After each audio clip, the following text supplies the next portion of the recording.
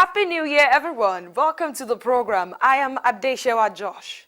2014 was a remarkable year for many small businesses in Nigeria as they flourished through funding and support from the Bank of Industry.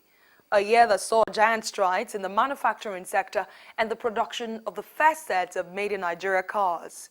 A year of reforms in the agriculture sector, creating a number of unprecedented jobs.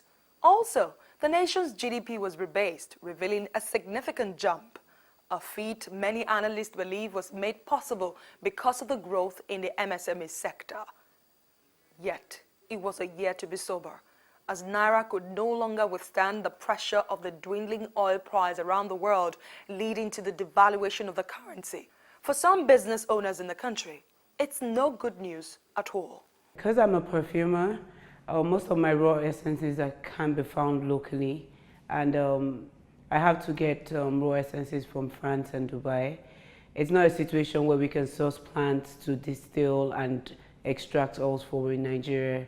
So it's rather frustrating that that Naira has depreciated so much that the exchange rate is so high, and it's affecting my business in ways that one can imagine, because in fact, all of my natural resources are being imported. Yes, the final product is created in Nigeria, but the things I need to make the final product need to be imported, and it's a very frustrating situation at the moment.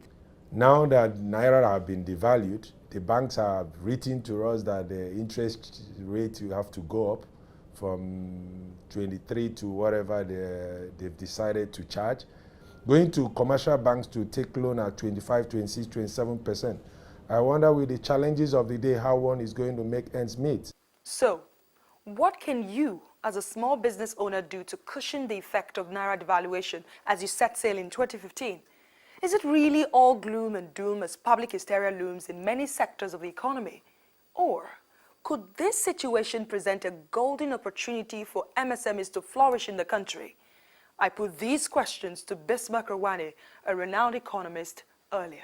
I know there's a lot of panic out there, especially for small businesses, on how they're going to adjust to the devaluation of Naira. But some economists believe that this might actually be the time to groom small businesses in the country. Do you agree? I agree that it's a time, but this is the first step. The first step is not to panic, one. Two, to get your plan ready, to adjust, and then three, to be competitive. And that actually this is an opportunity for small businesses, because the big businesses are the ones that are more import dependent, and they are the ones that need to lay off people. But no country's growth is dependent on the big businesses, it's dependent on the small and medium scale enterprises. Those are the people that employ people, those are the people that create inclusive growth, and that is where you're going to bridge the gap between the rich and the poor. What can be done to adjust? You've asked them to adjust the plan. In clear terms, what do you mean by that? The fact that the Naira is devaluing against the dollar does not mean that it's devaluing against the basket of currencies. So if you're an importer, first of all, you have to substitute, right? Look for local substitutes. But even if the local substitutes are not competitive, you import from countries that have currencies that are weaker than the Naira. So for example, you can import from Vietnam, from Indonesia, from Malaysia, right? And South Korea, Argentina, Brazil. So you don't have to import from the European Union. You don't have to import from you don't have to import from the United States. In fact, the euro is actually 1.21, it's weak. So you can import from Europe as well. So the first thing is look for commodities whose prices have come down. Two, look for countries whose currencies are weaker than the Naira relative to the dollar. Okay, so that also calls for internal, overhauling of some of the things we can actually do inside rather than import them. Does this also put pressure on looking inward, actually?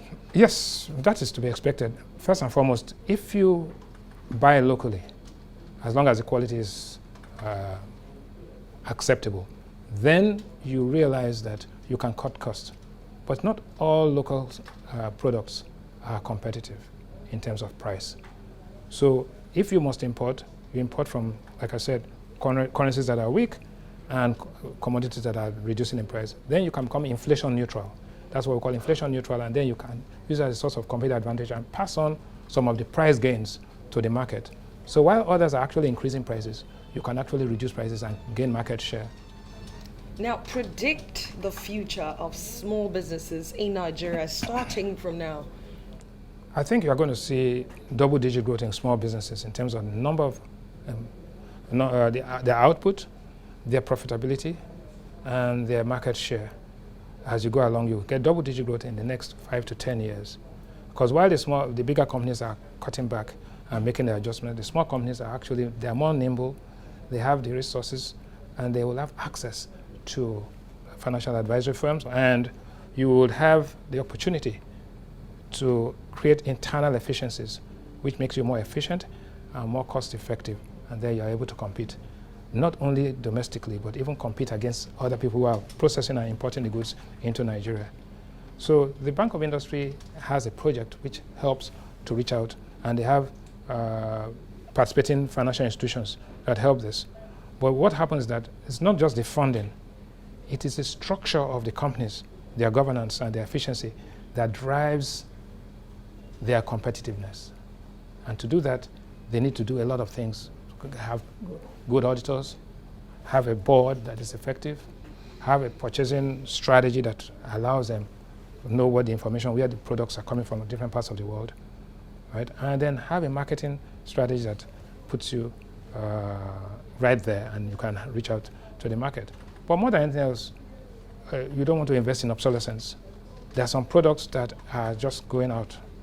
And so if you invest big time in those things, you're going to lose money. The other thing is that possibly always try to outsource the infrastructure. You cannot spend 50 or 60% of your budget on infrastructure. So if you can outsource infrastructure, just like the telecom companies are doing in terms of their base stations and all that, you will find that you can actually do a lot more, and you become more financially efficient because your resources and your revenues are targeted at your core business rather than on your infrastructure and your side business. It is looking good, but there's a lot of work to be done. There's no other way. We have to depend on domestic, small and medium-scale enterprises. That is what keeps countries going. Malaysia did it, Indonesia did it, Vietnam did it, Rwanda is doing it. You have to do it. Agricultural sector due to limited processing and preservation capacity. This results in high food prices and food importation, with its attendant effects on the nation's foreign reserves. To enable Nigerians optimize the benefits from the country's vast agricultural products such as cassava, oil palm, rice, tomatoes, and others, the Bank of Industry has launched a 5 billion naira cottage agro-processing fund, the CAP Fund. Customers can access the fund to establish plans to process our various agro-produce into food products or intermediate raw materials for industries at a single-digit interest rate of 9% per annum.